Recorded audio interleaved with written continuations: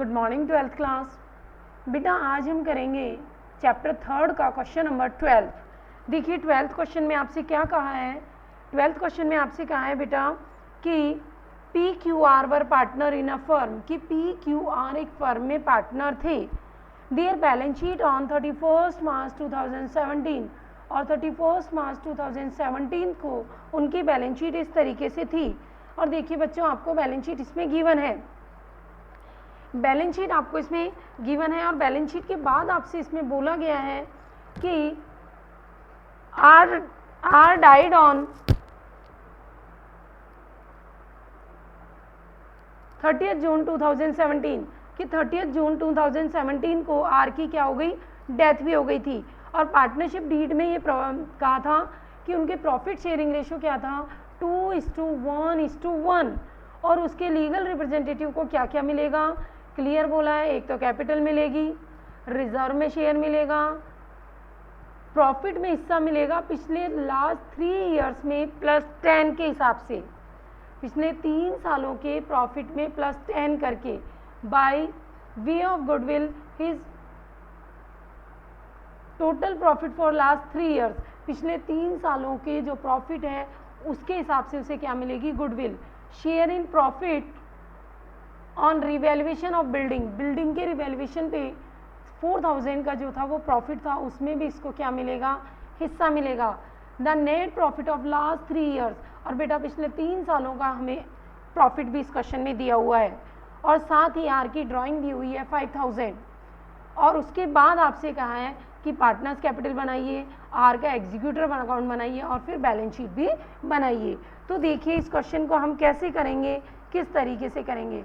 आपको मैंने पहले ही कहा था कि अगर कोई लीगल रिप्रेजेंटेटिव से रिलेटेड आप क्वेश्चन करें तो सबसे पहला आपका काम यही है कि हम वर्किंग नोट्स तैयार करेंगे। क्या तैयार करेंगे बच्चों, वर्किंग नोट। तो सबसे पहले निकालेंगे वैल्यूएशन ऑफ गुडविल, गुडविल का वैल्यूएशन साफ कहा है, टोटल प्रॉफिट 3 सालों का जितना है वही गुडविल होगी, 3 सालों का टोटल प्रॉफिट ही क्या होगी, गुडविल होगी, ऐसा आपसे क्वेश्चन में क्लियरली बोला गया है। तो देखिए टोटल प्रॉफिट कितना है 3 सालों का, ऐड करेंगे बेटा 48,000, इसमें फिर आर का शेयर कितना आ जाएगा, 48,000 इंटू 1/4, तो कितना हो गया 12,000, कितना हो गया बच्चों 12,000।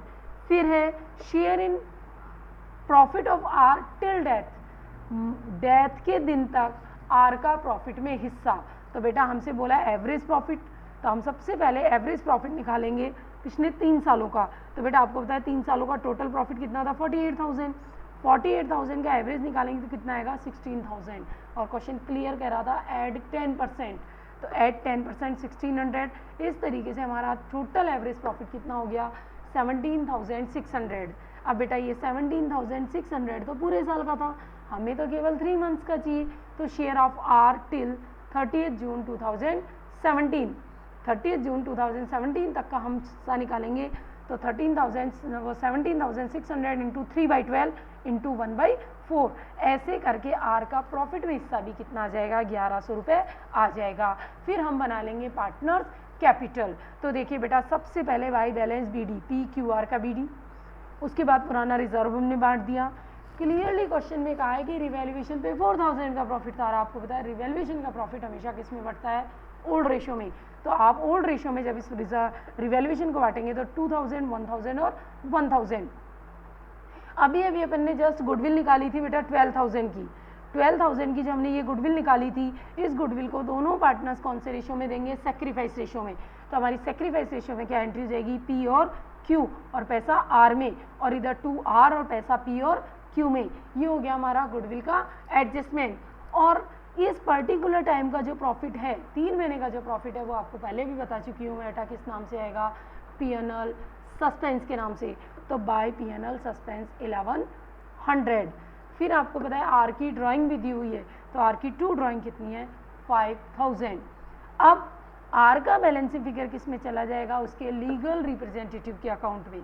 किस में चला जाएगा बच्चों, उसके लीगल रिप्रेजेंटेटिव के अकाउंट में। और पी और क्यू का बैलेंस फिगर क्या हो जाएगा बच्चों, सीडी, क्या हो जाएगा सीडी। इस सीडी को लेके हम क्या बना लेंगे, बैलेंस शीट। तो देखिए बैलेंस शीट, पुरानी बैलेंस शीट देखते जाइए और आगे बढ़ते जाइए। तो देखिए बच्चों पुरानी बैलेंस शीट में आपको बात करें तो सबसे पहले दिया हुआ है कैश। तो देखिए कैश का बैलेंस हम कैसे निकालेंगे, थोड़ा सा सुनिएगा। कैश का बैलेंस निकालने के लिए आप ध्यान दीजिएगा, वर्किंग नोट में हम कैश बैलेंस निकालेंगे, कैश बैलेंस। अब देखिए कैश बैलेंस हमारे पास पुराना कितना था बच्चों, 6000। कितना था, 6000। और आपको पता है 5000 उसकी ड्राइंग थी, तो हमारे पास बचा कितना बेटा, 1000। कितना बचा, 1000। और क्वेश्चन में हमसे क्या कहा है कि इन्वेस्टमेंट को इन्होंने बेच दिया।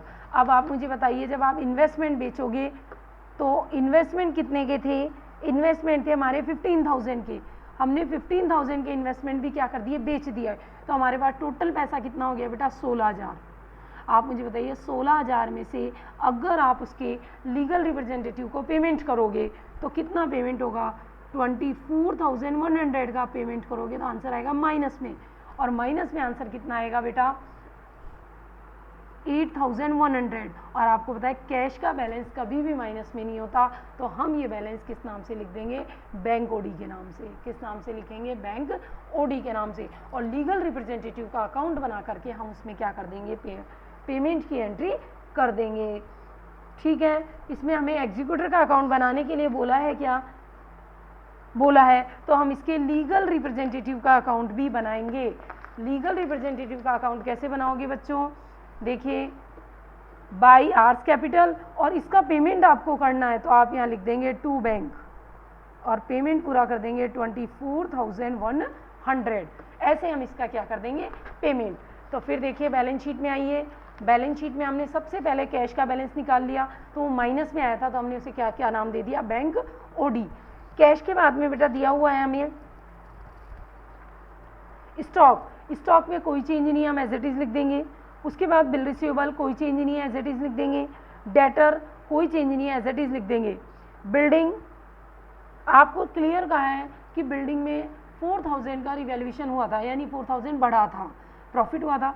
तो बिल्डिंग बढ़ेगी तो बेटा 26 से 4,000 बढ़ जाएगी, तो कितनी हो जाएगी, 30,000।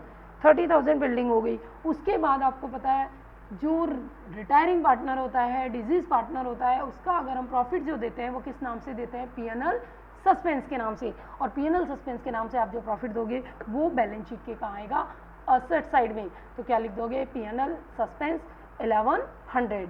ये हो गई हमारी एसेट साइड। अब आते हैं लाइबिलिटी साइड में। लाइबिलिटी साइड में बेटा क्रेडिटर्स एज इट इज आ जाएगा। बैंक ओडी हमने अभी निकाला है ये 8100 का। उसके बाद रिजर्व फंड वो आएगा नहीं, क्योंकि हम उसको क्या कर चुके हैं बच्चों, बांट चुके हैं, तो वो हमारा आएगा नहीं। और फिर लास्ट में आ जाएगी पी और क्यू की कैपिटल। इस तरीके से हमारी बन जाएगी बैलेंस शीट। फिर करेंगे नेक्स्ट क्वेश्चन नंबर 14। देखिए 14 क्वेश्चन में आपसे क्या कहा है कि A B C are partner in a firm in 3:2:1 कि पार्टनर है 3:2:1 में, और उनकी हमें बैलेंस शीट दी हुई है। और क्लियरली आपसे बोल रहा है B died on 30 June, B की 30 जून को क्या हो गई है बच्चों, डेथ हो गई है। और क्लियर कहा है कि उसके एग्जीक्यूटर को क्या क्या देना है, बोले एक तो कैपिटल देनी है, साथ ही आईओसी देना है 10%, his share of general reserve में हिस्सा देना है, प्रॉफिट देना है, और वो पिछले साल की सेल के अकॉर्डिंग निकालना है, पिछले साल की सेल के अकॉर्डिंग निकालना है। और कहा है goodwill according to his share of profit भी कैलकुलेटिंग बाई टेकिंग ट्वाइस, यानी 2 गुनी of amount of profit of last 3 years, पिछले 3 सालों के प्रॉफिट में से 20% लेस करके फिर गुडविल निकालनी है। और पिछले 3 सालों का आपको क्या दिया हुआ है बच्चों, प्रॉफिट दिया हुआ है। तो वही तरीका है बेटा, जब आप लीगल एग्जीक्यूटर का अकाउंट बनाएं तो हमेशा जाने वाले पार्टनर के हिस्से की सारी चीज़ें हम किस में निकाल लेंगे, वर्किंग नोट में। तो बेटा गुडविल, बेटा पिछले 3 सालों का प्रॉफिट जोड़ोगे, जोड़ दिया, इसका ट्वाइस यानी 2 गुना करने के लिए बोला है, हमने 2 गुना भी कर लिया। और क्लियरली कहा है लेस 20%, हमने 20% लेस किया, तो पूरे फर्म की गुडविल कितनी आई, 43,200। अब मुझे बताइए 43,200 पे आप बी का हिस्सा निकालेंगे 2/6, क्योंकि रेशो क्या था आपका, रेशो था बेटा 3:2:1, तो बी का हिस्सा 2/6। तो कितना हो जाएगा 14,400। फिर निकालना आईओसी, बेटा बी की कैपिटल कितनी थी 12,000, आईओसी की रेट कितना है 10/100, कितने महीने का दोगे 3/12, तो 300 रुपये इसकी क्या आ जाएगी आईओसी। फिर आता है शेयर इन प्रॉफिट, ढंग से सुनिएगा, पिछले साल के प्रॉफिट के बेस पर हमें क्या निकालनी है, शेयर निकालना है प्रॉफिट में।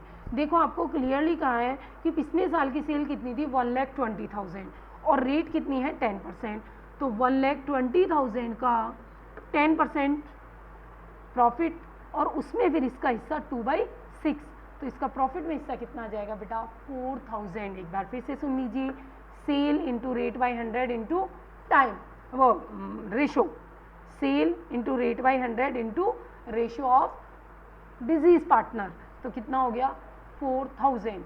अब बना लेंगे हम बी की कैपिटल अकाउंट। तो देखिए बी का कैपिटल अकाउंट सबसे पहले बाई बैलेंस बी डी, फिर हमने उसको आईओसी दिया तो बाई इंटरेस्ट, फिर गुडविल के लिए ए और सी, सेक्रीफाइस रेशो में हम पैसे बांट देंगे गुडविल वाले 14,400 को।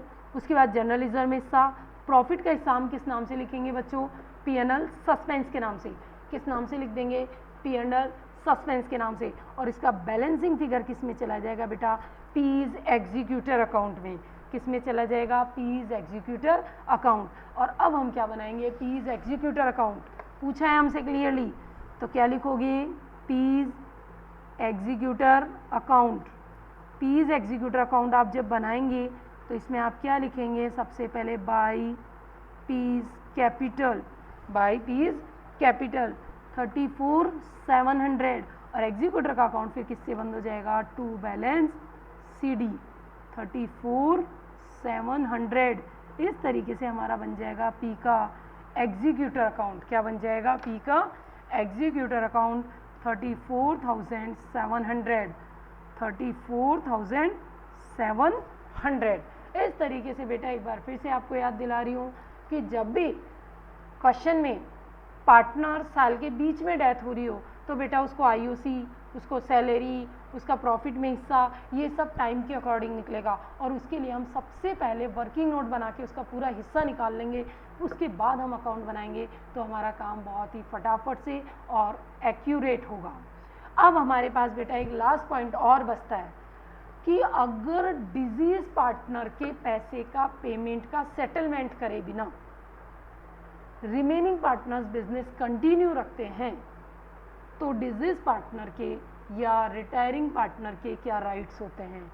ध्यान रखना, एग्जाम में बहुत ज़्यादा क्वेश्चन पूछा जाता है, ये ढंग से सुने, क्लियरली आपसे पूछा जाता है accounting treatment for non settlement of final payment of retiring partner and disease partner, कि जब भी रिटायरिंग पार्टनर और डिजीज पार्टनर का पेमेंट करे बिना रिमेनिंग पार्टनर अगर बिजनेस कंटिन्यू रखते हैं तो ध्यान रखना रिटायरिंग पार्टनर और डिजीज पार्टनर को चॉइस दी जाती है, दो चॉइस उसके पास होती है, वो चाहे तो दोनों में से कुछ भी ले सकता है, यानी वो चाहे तो अपने पैसे पे 6% पर एनम आईओसी ले सकता है, और वो चाहे तो share in profit till settlement, आप जब तक सेटलमेंट नहीं करते हो तब तक प्रॉफिट में कैपिटल रेशो में क्या ले सकता है हिस्सा ले सकता है। ध्यान रखना विच इज़ मोस्ट प्रॉफिटेबल, जो भी उसके लिए ज़्यादा लाभप्रद होगा वो ले सकता है। इसके लिए बेटा आप इलस्ट्रेशन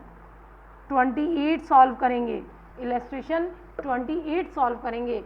मैं यहाँ सिर्फ आपको सिंपली बता रही हूँ, आपको ये बात कहे कि एक पार्टनर फर्म छोड़ के जा रहा है, उसकी कैपिटल 60,000 थी, सुनिए मैं एक एग्जांपल देके बता रही हूँ केवल, और फिर आपसे कहेगी 3 महीने तक रिमेनिंग पार्टनर्स ने रिटायरिंग पार्टनर का सेटलमेंट करे बिना बिजनेस चालू रखा और 3 महीने का प्रॉफिट ये था, आपसे पूछा जाए कि उसे क्या पैसे देंगे, तो ध्यान रखना आप आईओसी भी निकाल के चेक करना और प्रॉफिट में हिस्सा भी निकाल के देखना, जो भी दोनों में से ज़्यादा होगा वो हम उसे देंगे। इसके लिए आप इलस्ट्रेशन 28 सॉल्व करेंगे और उसे खुद सॉल्व करेंगे। और थ्योरी में आपसे एग्जांपल में पूछा जाता है कि रिटायरिंग पार्टनर के क्या राइट होते हैं अगर रिटायरिंग पार्टनर का सेटलमेंट करे बिना रिमेनिंग पार्टनर्स बिजनेस कंटिन्यू रखते हैं। तो एक बार फिर से सुनिएगा, उनके पास दो चॉइस होती है। नंबर 1, वो चाहे तो आईओसी ले सकता है अपने पैसे पे 6% पर एनम से, और वो चाहे तो सेटलमेंट की डेट तक कैपिटल रेशो में प्रॉफिट में हिस्सा ले सकता है, विच इज़ मोस्ट प्रॉफिटेबल, जो ज़्यादा फायदेमंद हो। इसके साथ बेटा आपका ये चैप्टर क्या होता है, कंप्लीट।